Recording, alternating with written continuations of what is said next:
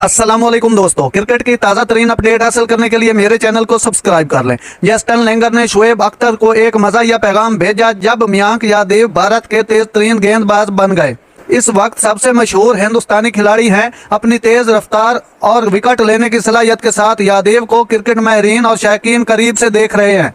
इसने 150 किलोमीटर फी घंटे से ज्यादा की स्पीड से बल्लेबाजों के एतमाद और स्टंप को झंझोड़ा। लखनऊ सुपर जायंट्स के हेड कोच जस्टिन लेंगर ने शोएब अख्तर के लिए एक पैगाम शेयर किया जो बैनुल-अक़वामी क्रिकेट में तेज तरीन गेंदबाजी का रिकॉर्ड रखते हैं। अख्तर ने 2003 में आईसीसी वर्ल्ड कप में इंग्लैंड के साबिक स्टार निक नाइट को 161.3 किलोमीटर फी घंटे की रफ्तार से गेंद की थी।